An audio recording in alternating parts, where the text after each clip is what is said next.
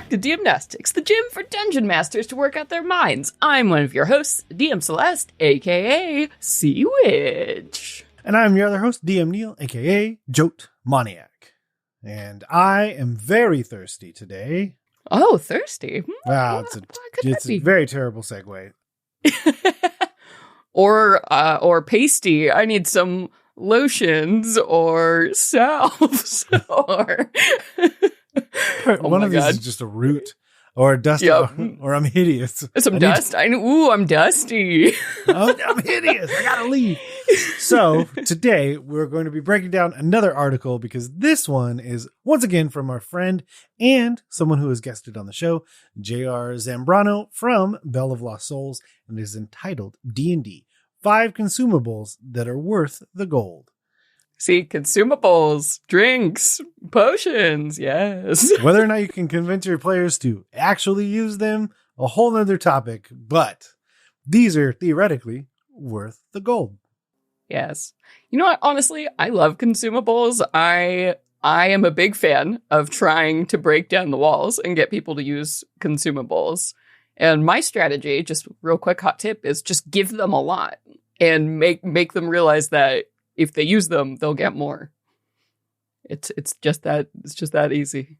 So that's the carrot. I will let you know what the stick is. Oh, you like the stick method? No, I don't like the stick method. I'm just letting the stick method be known. Break it. You just break their stuff. If they continue to not use them, I remember a buddy who fell down down into acid.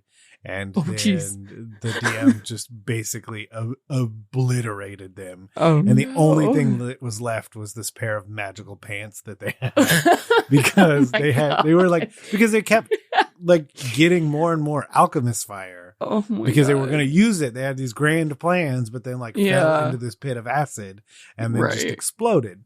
Yeah. One of the things you can do is just be mindful and just kind of break them sometimes. It's not the best method, but it might work depending on the player. Yeah. I've also very recently, because we just got new character sheets that specifically the redesigned Tales of the Valiant character sheets have a big magic item section, right there. So I started making at the top of every section, making them tell me all the magic items they have listed on their character sheet, which has helped because they completely forget. This is a wild thought that is literally just right now. I've never thought this thought before, but it's the adage, use it or lose it. Put an expiration date. Why not? It's a consumable. Yeah. It's a healing potion that only lasts until a certain time. The holy water only can carry the certain thing for so long. This is, is it a poultice, a root, a plant, it doesn't matter. It has a shelf life. And if you go past it, it just doesn't work. So you should probably use it. I know some GMs are like, oh no, that's work on me. But the thing is, if you do that work one time, through, a few sessions, track it just for 3 or 4 sessions, your players will probably be so upset that they lost something that they'll remember forever. Yes. The pain. Yes. The pain. Speaking of, though, what is the first consumable that is supposedly worth the gold? Worth the gold. Let's see. Consumer report. All right. First one, holy water. I like this one. Because not enough people use it. It feels so fantasy, holy water, right? At the end of the day. And it's been on every adventuring gear chart, forever. But only for the first time ever did I recently actually see a player use this, buy some of this. And I was like, yes, this is great. Okay. Listen. I knew that we liked it. Yes. Do we read some articles and we don't like them? Yeah. Yeah. One of them recently, we were more critical of it than almost any article before. And I think we got close to fighting words. That's fine. That's how this works. For the most part, that's not how I feel about a lot of JR's writing. And obviously, that's how this all works. That's the whole point of most of this is if you find a writer that has similar sensibilities to you, find them, track them, focus on what they're doing. This is the whole point of how Patreons work and Kickstarters and everything like that. It is the number one thing that I find positive and negative about the internet is people connecting. So when you find someone that you like, follow them. Like, that's the whole point of this. And the second sentence makes me love JR, because the second sentence is, like Costco hot dogs, the price hasn't changed since first edition. Yes. Yes. There's two people in this world that are holding strong. The Costco hot dog. Hot dogs and holy water. We'll never Arizona iced tea. Those two. 99-cent, baby, right there in that can. It's not going anywhere. Whoa, yes. But yes, to their point, so a single vial of holy water will just give you 2d8 radiant damage if you throw it, which to their point is great for dealing with low-level undead, even at higher levels, right? Like, obviously, you do have the big spells and everything if you have a cleric, but if you don't have a cleric, if you're like a rogue backed into a corner and there's a bunch of skeletons in front of you, that's still going to do quite a bit of work for you. If you have some vials of holy water, you can sling those things, get things to back up. And I know if you're like me, I have also made sure to incorporate like larger or like, more superior holy water in my game. Essentially just double the price and double the damage. And then all of a sudden I'd also do it with like acid and alchemist fire. Works great. It becomes even more appealing. Okay. Say more.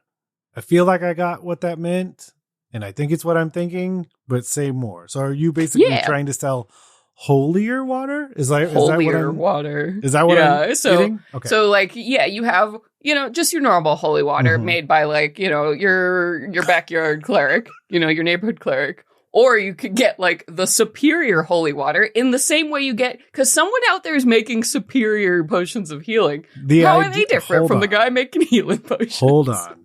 The idea that there's bootleg holy water and it's just moonshine and they just call it holy water is real big. I'm a big fan of implementing this in the game. Because I like that more than kind of the implied version that's in here, because the implied version is like, I have 2 and I throw 2. That's tough for me, because like in my heart of hearts, I want to make that harder because it's harder to throw 2 than 1, but I understand what's happening. Like, you're doing the same scaling that essentially, like, we'll just use Eldritch Blast or whatever cantrip. Like, we're doing the same basic scaling. I am 5th level. I am 17th level. And here's the new damage. Potion of healing. It's a consumable that's priced very similarly. Why not just scale it the same way? Yeah, I think that's it. Fantastic idea. And I would, scale the price. But you also think one of the really important things about this is that it keeps saying that much radiant damage, but it's very important to think that the most likely scenario that you're using it on is something that's going to be vulnerable to that damage. Yeah. So then it's even more. Okay, wait. So if I'm throwing it, I have the chance for a critical?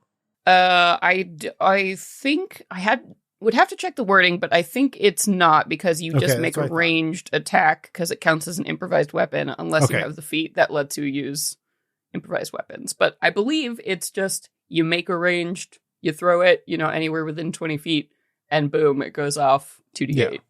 Okay. Flat. Yeah. 100% could not agree more. Very worth it. Because one of the other things I think is that it is one of the few that is also more thematic about like the consumables, that there's so much more that you could do just talking about it. So I couldn't agree more. I love that it's number 1. Great pick, JR. Good. Strong opening.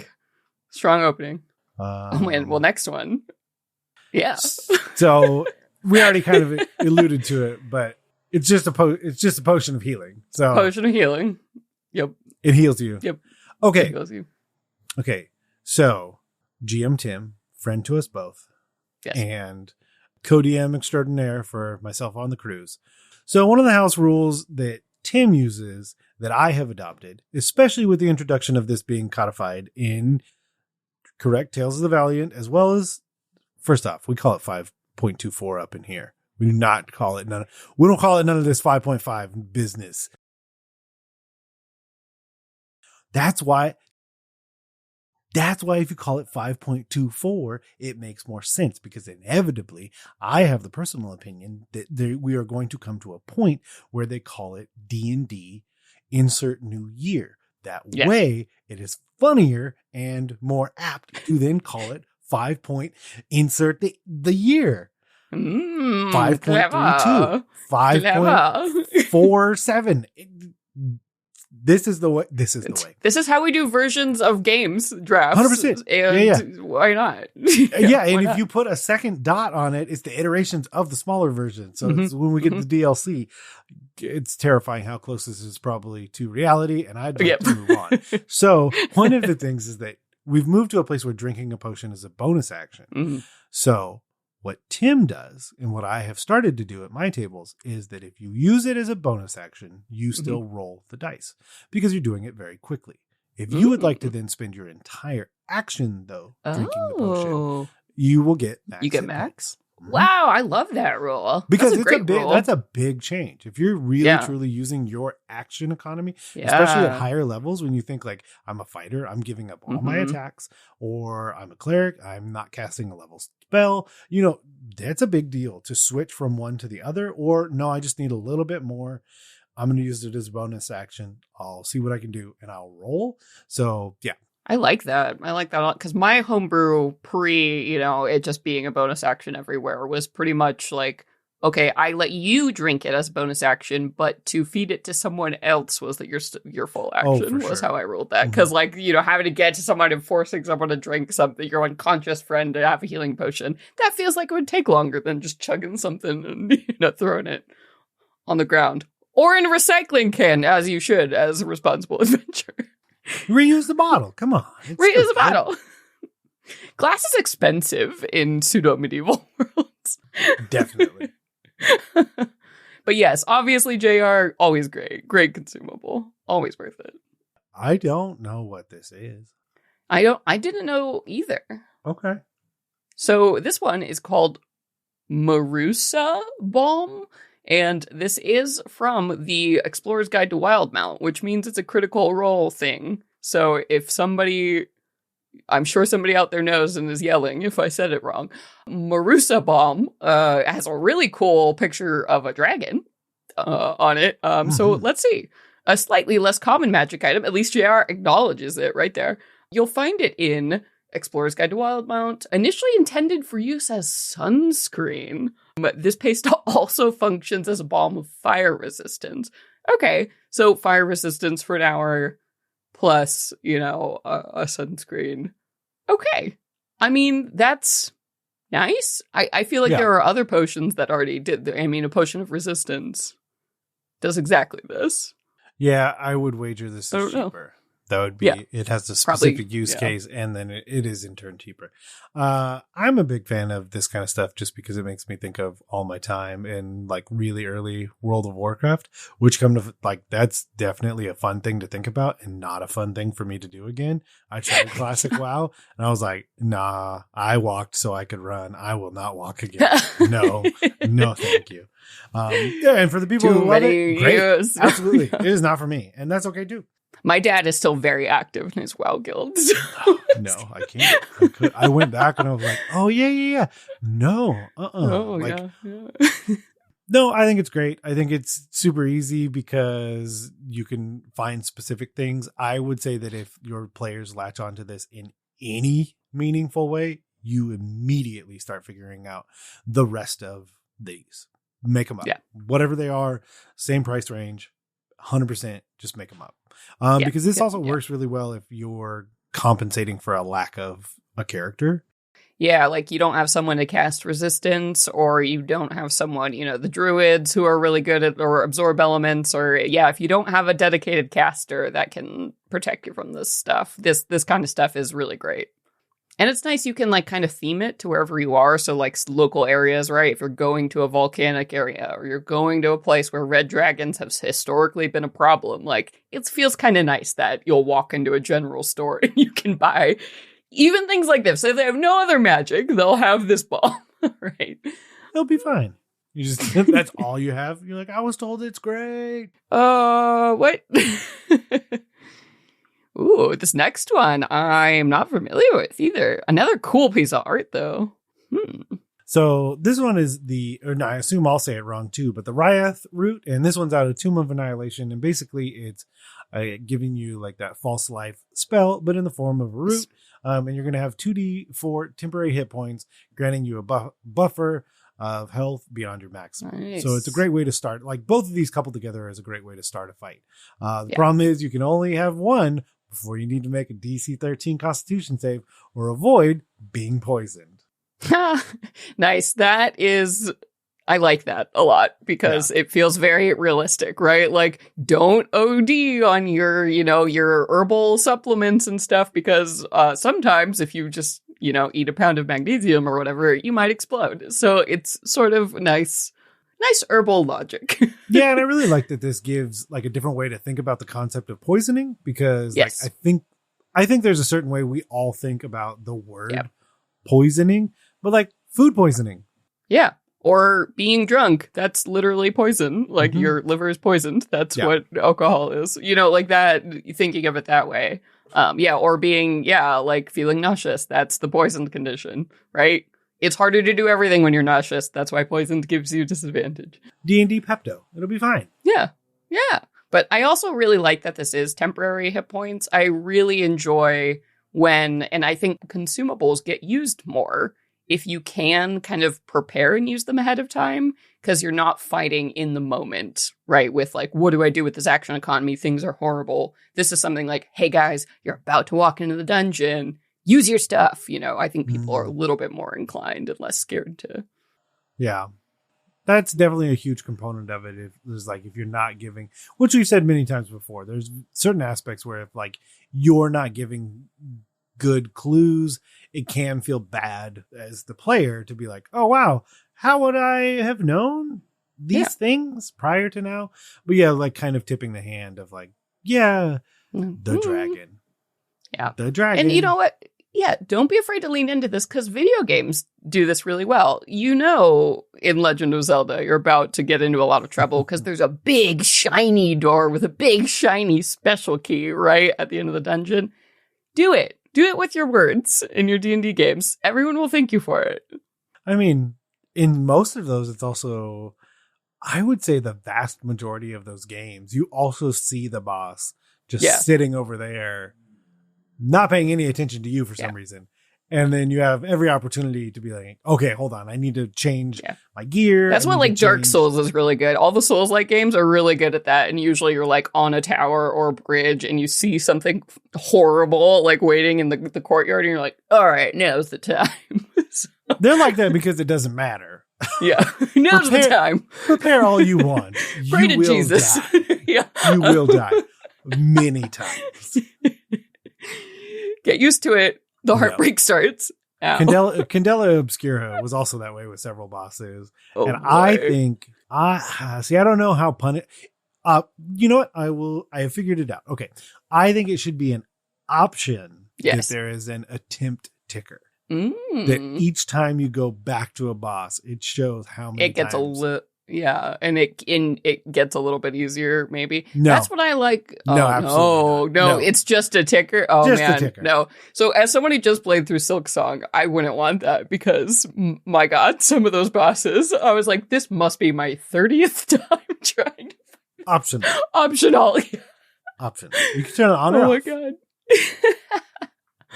Oh, all right. Okay, last one. Yep. This is a great one, too. Dust of Disappearance. I feel like people do sleep on Dust of Disappearance because it's a magic dust that you throw up into the air and it makes you invisible. But not just that, it's everyone within 10 feet of you becomes invisible. I mean, this is replicating a spell like something like Greater Invisibility, which is, I think, a 5th circle spell slot or 5th level spell slot and makes just one person invisible. Like this is great. It's for a whole group.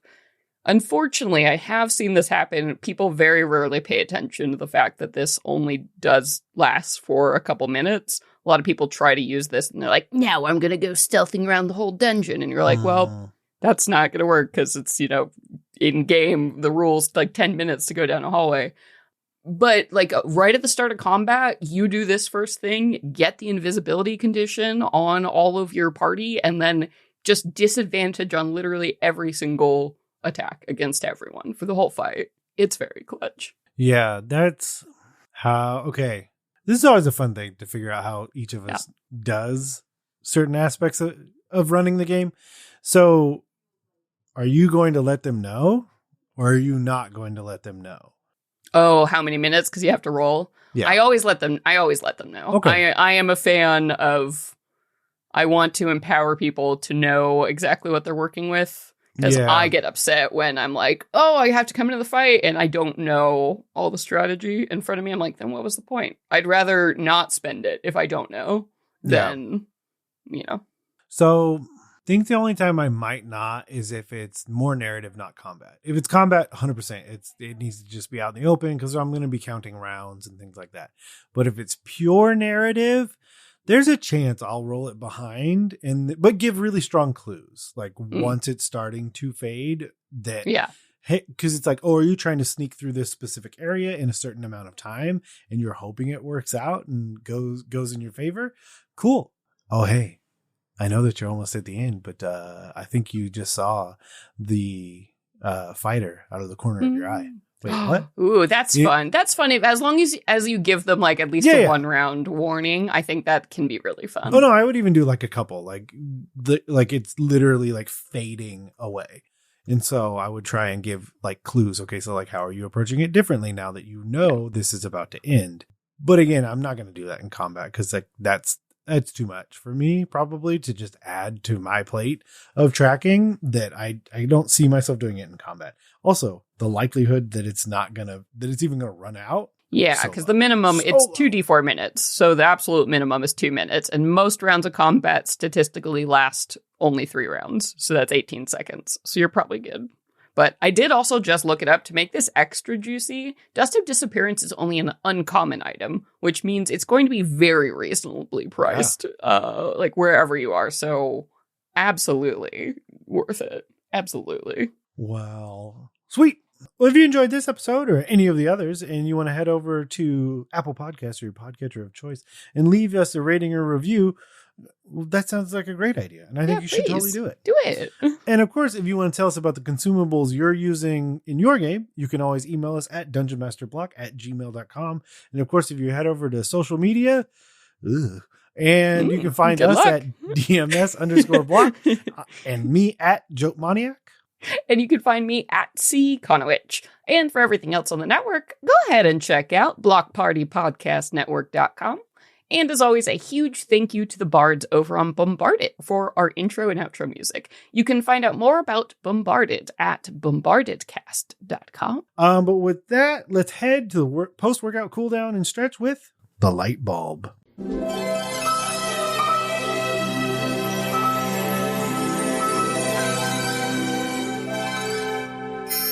Light bulb. So, in the vein of the previous episode where it was serendipitous what I had found prior to us recording, I just forced it this time. And because we were talking about consumables, and I've seen countless versions of healing potions that you can bring to the table. Go find them. That's fine. But what I thought would also be interesting is finding something else that would symbolize the fact that you have the consumable, because that's also something like saying someone has inspiration is one thing.